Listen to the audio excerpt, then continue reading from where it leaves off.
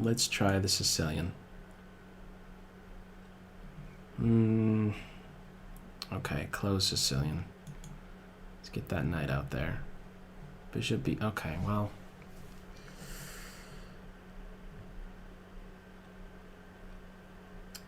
All right. We have going here. What? Am I already getting attacked? Is that what's happening? Could somebody tell me? Am I getting attacked? On Chess Cube it says it's the Grand Prix attack. Should I be afraid? Where does this bishop like to be in the Grand Prix attack? C4. Maybe I could rule that out right away. Probably play to B5. Let's see. Let's see about that. I think I'll just play knight to E7 if the knight gets pinned. Okay, well, I have no worries about the bishop coming out. So now what do I do? No, I could already anticipate that the bishop will be playing to G2. This pawn will likely, well, bishop will probably play to G2, and so the pawn will likely play to G3. Really? Really? Is that how it would work? Okay, so, okay, this is likely the spot. G2 for the bishop. How can I move forward with things? Could always grab some space, and I could do that with tempo, with gain of time on the knight. Knight here, pawn push, kicks my knight away. Maybe I want to, even though I could come out in this direction, maybe I want to play G6, bishop G7. Maybe even get a pawn into this F5 square. I'm going to try that. It's definitely a little bit scary to do that because F6 is incredibly weakened now. Bishop G7, knight E7, or maybe I want to get in F5. I'm making an awful lot of pawn moves. I only have one piece out. I'm 3 moves away before I'm castled. Well, what do you do? What does my opponent do? G3, bishop G2. And in the meantime, bishop G7, F5, and then declare my knight. I don't think there's a better square than G7. Maybe this idea of me getting in F5 is not a good one. Maybe I should just play knight E7.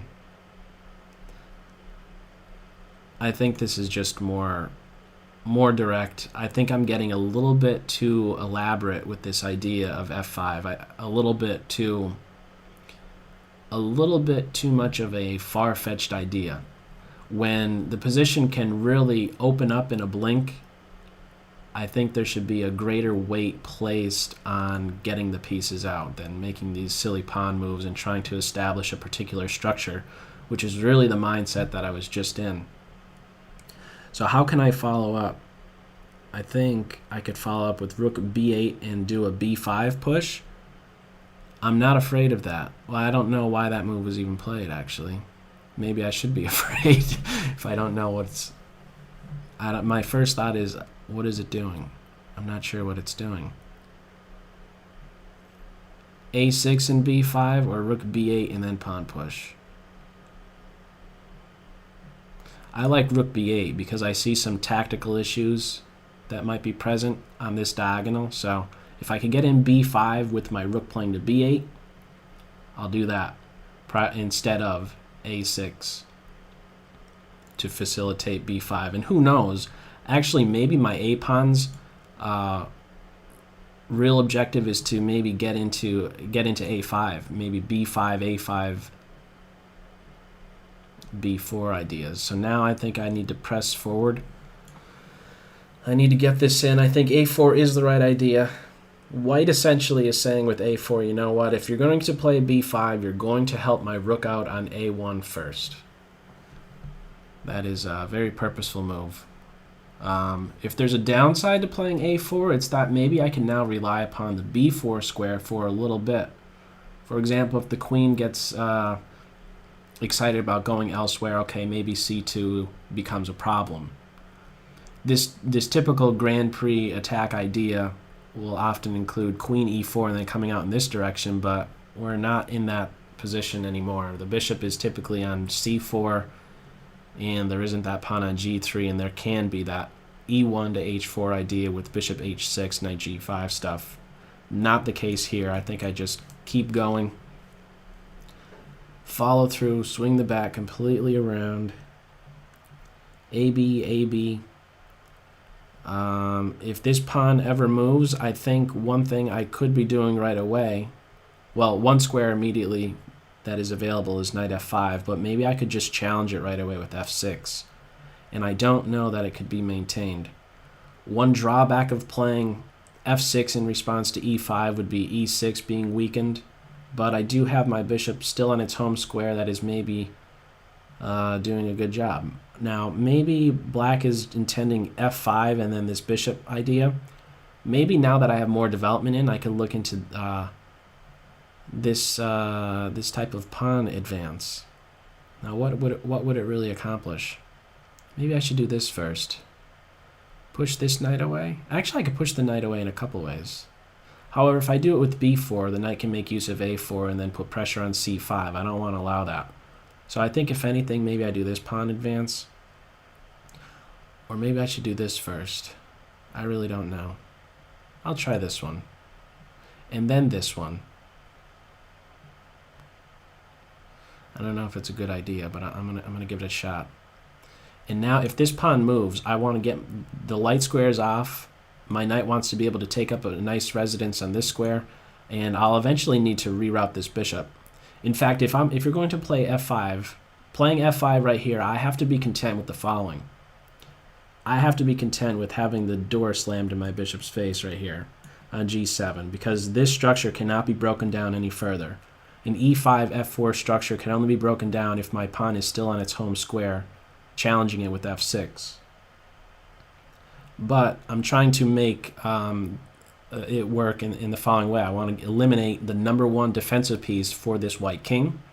If this pawn moves, then I'm one step closer to doing just that. Additionally, I'm making this d5 square available for my knight, and then maybe one day he could have thoughts of jumping into e3. This bishop is not going to be going anywhere, though. It's going to be watching out for that e3 square. In the meantime, white's clock is now drifting less than 40. I have a minute advantage, which is atypical. This seems purposeful. I guess this file is going to open up, but we could now have a structural change. Maybe I could shift gears and say, you know what? I'm going to take here, and after the recapture, what we have is a 3 versus 2, and I have these pawns, I think, far enough advanced to maybe cause white some problems. Follow that? F takes E, D takes E, maybe even this pawn advance is an option. Or wait, maybe just this move right now.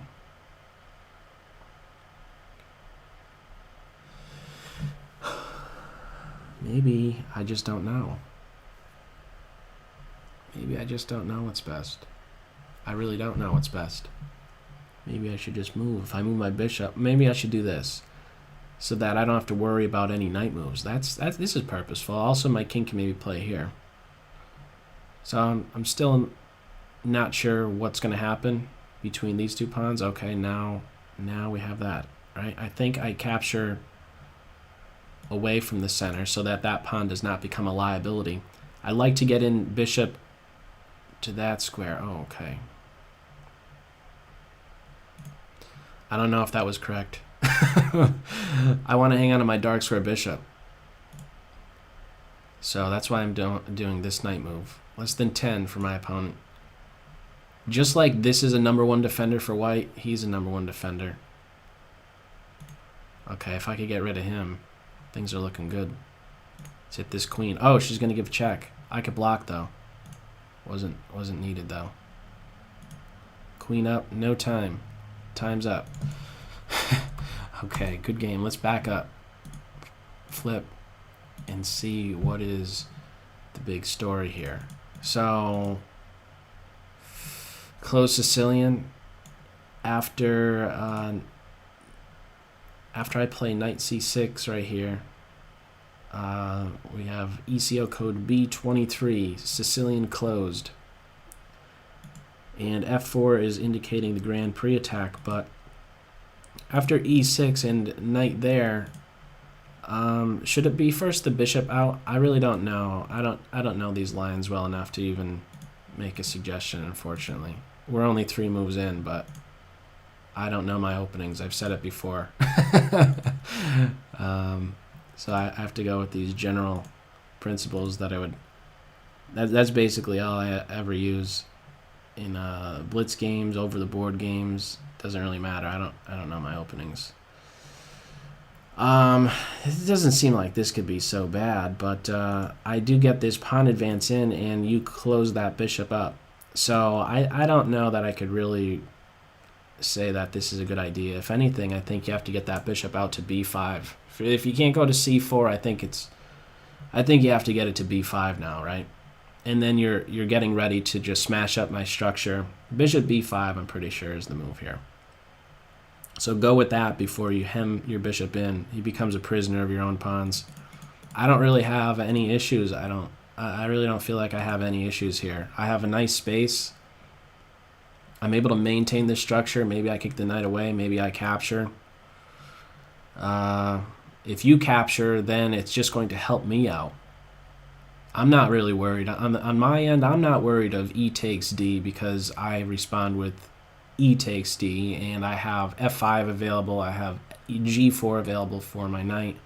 I can make better use of d4, jumping in f5, d4, etc. So I think going elsewhere with the bishop, instead of taking an additional move out to open up another door for the bishop, just get him out here and then go with the d3. And you can maybe still follow through. If I'm going to go with the kingside fianchetto, you could follow through with that idea I was voicing during the game, which is to say queen e1 to g4, or excuse me, queen e1 to h4 ideas with the typical Grand Prix attack, f5, bishop h6 stuff. So we get into this. I don't know what was the purpose of king h1. I can't really put my finger on that one. But that's not to say that there isn't a reason. I wasn't seeing it. Sometimes I have seen a reason to do this king move. So like if the bishop plays here and let's say a knight came here to attack, it could back up to g1. But first and foremost, the bishop could never make use of e3 because of a fork. And of course, there's not a knight that can make use of g4. But anyhow, that's something I've seen. If you encounter a similar setup, a reason to maybe do that king h1 move, or maybe just to get it off that diagonal. Certainly, I think it definitely is a safer square than g1, but I think there's maybe more purposeful moves to be running forward with. Maybe, what might those purposeful moves be? I'm not really seeing it. I guess it's kind of tough. This is kind of tough. I think this black is kind of better here. I don't know. I'm not seeing it. I'm not seeing a clear plan for white. e5 is always coming to mind to shut down the bishop, but you're always again having to deal with f6 in response. And if you can't maintain that pawn, well, is it really going to be worth it? I'm not so sure. I don't know really what to recommend here for white, but my earliest recommendation is definitely to get the bishop out to b5, and we're going to have a much different game. A much clearer plan is going to be available, the typical queen e1 to h4 stuff. I like the a4 move. Like I was saying during the game, you have play on the a file at least. If I'm going to get in b5, I'm going to have to give your rook activity. I grab some space, rook e1. I don't think that this is like so bad for white. Oh, I actually could have grabbed this pawn. I'm not seeing that until just now. Still a little crazy though. Still a little crazy. You have that e5 square. You have this a file wide open. Your rook on a is better than my one on b. I don't know. Tough game. Again, earliest suggestion was really, again, pointing at that bishop. Your king bishop, get him to that b5 square on move 1, 2, 3, 4, right here, move 5. Bishop b5. All right.